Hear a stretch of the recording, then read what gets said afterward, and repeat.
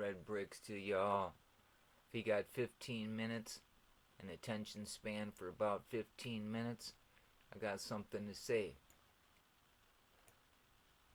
It was ensued in my mind to do this today because of something that I lived through people where divisions being caused.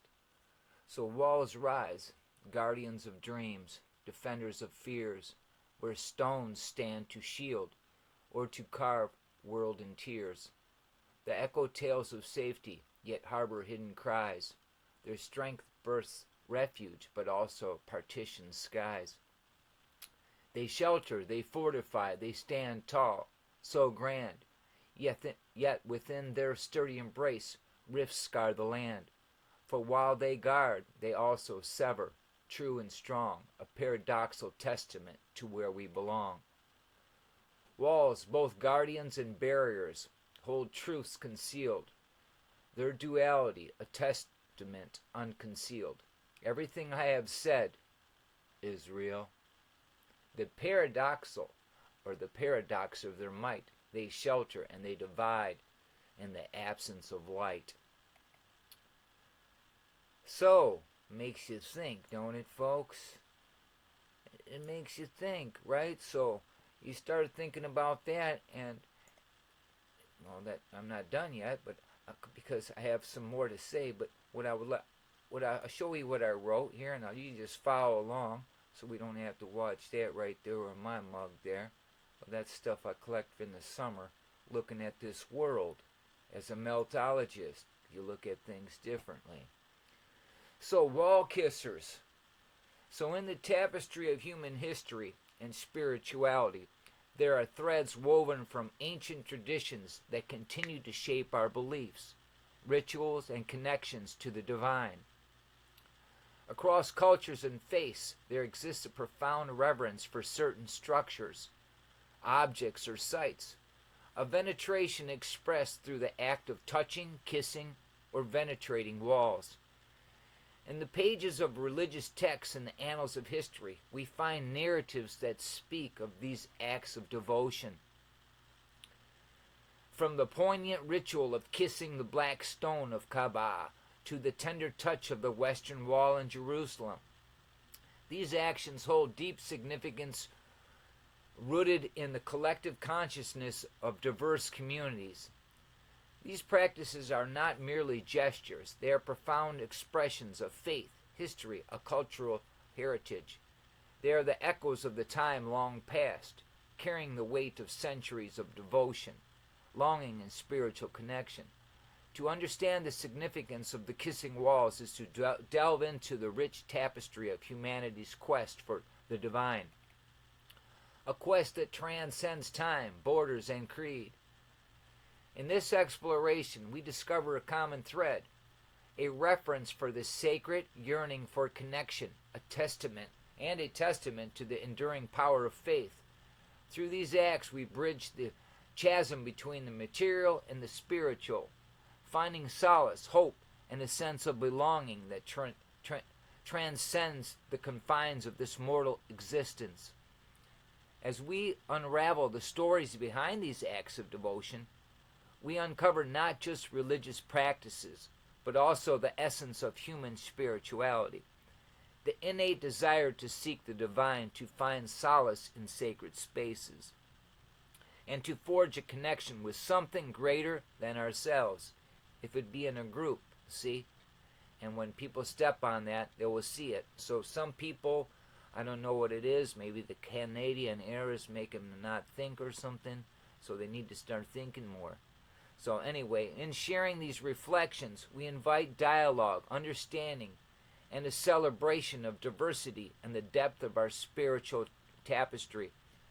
A tapestry where every kiss, touch, or prayer against the wall holds within it a myriad of stories, beliefs, and aspirations that have shaped and continue to shape our collective human experience.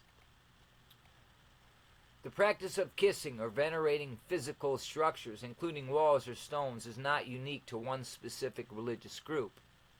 Various cultures and religions worldwide have traditions that involve showing reverence or respect towards sacred objects or places. In addition to the practice within Islam or kissing or touching the black stone at the Kaaba, there are other instances in different religious traditions where people may venerate or show reverence to specific objects or structures. Even if God said don't do something like that, and then you would do it. So I'm lost there too, in their own faith. So Christianity, in some Christian traditions, pilgrims may kiss or touch sacred relics, icons, or statues as an act of devotion to seek blessings. See, again, in the book they read says don't do that, and they do that. So again, I'm lost.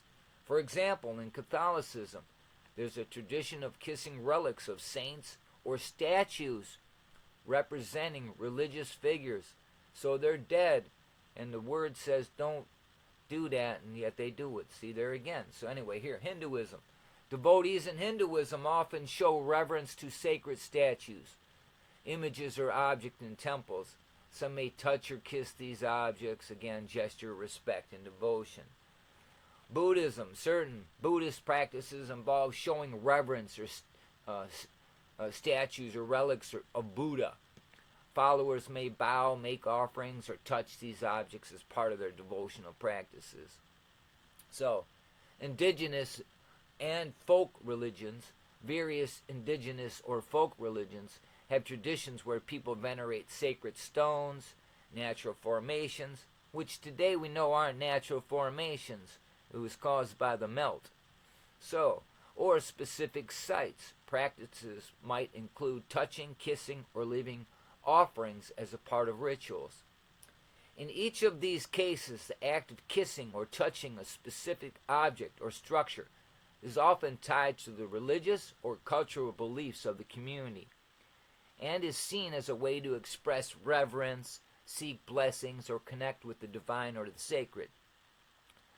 However, it's important to note that practices can vary widely among religious groups, and not all members of a particular faith or tradition may engage in such practices. The origins of the practice of kissing or venerating walls, stones, or specific objects vary across cultures and religions. These practices often have roots in ancient traditions, and their exact beginnings might be challenging to pinpoint, but Meltology is going to show you, folks, due to the passage of time and the evolution of religious practices. Meltology, we are going to reveal this to you too. Stay tuned. Get more people to subscribe. We want 100 million people to hear what we're going to have to say in the future, because we ain't said nothing yet. So in many cases, the act of venerating specific objects or structures emerged from a combination of culture, religious, and historical factors. Sacred sites and objects. Many ancient cultures considered certain locations or objects as sacred due to their perceived connection to the divine or supernatural. Over time, these sites or objects gain significance and become focal points for religious rituals or acts of devotion and so forth, right?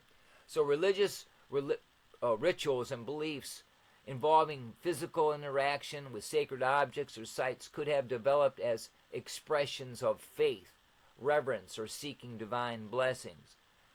As beliefs and religions evolved, these practices became entrenched in religious ceremonies and traditions. Cultural and historical influences. Some practices may have been influenced by cultural customs, local traditions, or historical events. Over centuries, these customs became integrated into religious practices, evolving and gaining significance within the respective faiths. For instance, in the case of the black stone at the Kaaba in Mecca, Islamic tradition holds that the stone was given to Abraham by the angel Gabriel. Its veneration could have stemmed from pre-Islamic practices, as the Kaaba was considered a sacred site even before the advent of Islam. Islam teaching embraced and incorporated these existing customs into the rituals of pilgrimage. See? And then if you start studying them, it'll show you that the Catholic Church is the ones who are the ones that even propagated Islam. So I don't want to talk about that, but that's another video all by itself. But that's a fact too. I did a little excerpt of that. So similar practice in other religions might have emerged from similar historical or cultural contexts. With stories, beliefs, and rituals evolving over time and becoming integral parts of religious observances, ultimately, the origins of these practices often lie deep within the historical and cultural context of the respective religious traditions, where they gradually become established as revered acts of devotion and connection to the divine. In Judaism, the practice of touching or kissing walls, particularly the Western Wall in Jerusalem, holds great significance and is rooted in historical, religious, and cultural reasons. The Western Wall, also known as the Wailing Wall, is a remnant of the ancient temple in Jerusalem that went through the melt, folks, and is considered one of the holiest sites in Judaism. The practice of touching or kissing the Western Wall is a way of Jewish people to express their reverence, devotion, and the connection to their history, to religious history. I'm going to have to it'll hang up. The tradition of venerating the Western Wall has deep historical roots. Temple's destruction. The Western Wall is part of the retaining wall that surrounded the Temple Mount, where the ancient Jewish people once stood. After the destruction of the temple by the Romans in 7 CE, the Western Wall remained as one of the few visible remnants of the sacred site. We have symbol of connection. For centuries, the Western Wall has symbolized the connection between the Jewish people and their spiritual historical roots in Jerusalem. It became a site for prayer, mourning the loss of the temple, and a focal point for pilgrimage and religious gatherings. Prayer and devotion. Jewish tradition emphasizes the sanctity of the Temple Mount and the belief that God's presence once resided within the temple. Therefore, the Western Wall is seen as a place where prayers can be directed and where individuals can connect to spirituality. The practice of touching or kissing a Western Wall is a way for Jews to express connection to their heritage, to offer prayers, and to seek blessings. People often insert written prayers or notes into the cracks of the wall, a symbolic way of communicating with God. Wow. The tradition of kissing or touching the Western Wall emerged from centuries as a deeply ingrained custom among Jews worldwide, representing their longing for the restoration of the temple. It's all been melted, folks. They're in on it. All of them. Everybody. All these religious groups. Man, why are you kissing walls? A connection to their history and a place of spiritual significance. I believe that across religious and non-religious groups, there's an understanding that our realm has undergone a significant transformation, and we as meltologists call it the Meltology. We want to educate you about this. I hold the conviction that this metamorphical melting of our world goes beyond physicality. To me, the 501(c)(3), whatever they call it, the 501 Agreement Act stands as a silencer, muting the voice of the church. It marks a pivotal point where the traditional influence of religious institutions was stifled, extending beyond the physical confines of their structures. My belief isn't confined to a single faith or ideology. It transcends religious boundaries. It's a perception shared by those who sense a transformation in the spiritual landscape, intertwined with the echoes of the 501 Agreement Act. This understanding isn't mere theological discourse. It's an insight into the dynamics shaping our spiritual and societal evolution. It sparks contemplation, discussion, and a quest for understanding among diverse groups, religious and non-religious alike. I invite contemplation on the interplay between institutional silence, spiritual evolution, and the forces shaping our world. It's a belief that calls for a reflection on the complex relationship between the sacred and the secular, visible and the invisible. Within a realm where the echoes of the 501 Agreement Act reverberate through belief and disbelief. So here's to the wall kissers in their sacred groove. In their devotion, a unity they prove. Different beliefs, yet their essence combines. In those tender kisses, their faith defines. How about this? Stop fighting, period. Love your neighbor as you love yourself. Red bricks to you.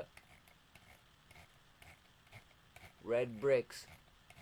Bob, Black Mirror Walker, Chief Joseph Domain. Don't be a divider. Don't let people come in talking about narratives when it has nothing to do with Meltology. If something has to do with Meltology, let's make it about Meltology. If the religion, it will show you.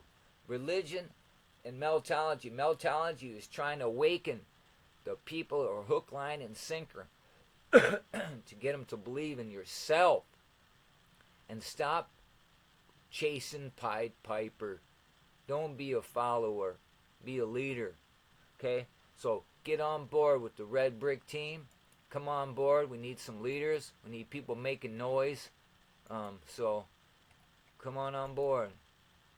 Let's make some noise. And let's see how much time we spent here. 16 minutes. So I said enough. We need to unite, folks. Enough of the division. There it is. I said it over and over, but everybody just keeps wanting to chase a brick. We need to become the wall of truth, not dividing our group. Let's get busy as these bees, man. Meltology. Love your neighbor like you love yourself. I'm out of here. Time to get a buzz. Yeah, man. Get the bong out. Peace. Buzz, buzz, buzz.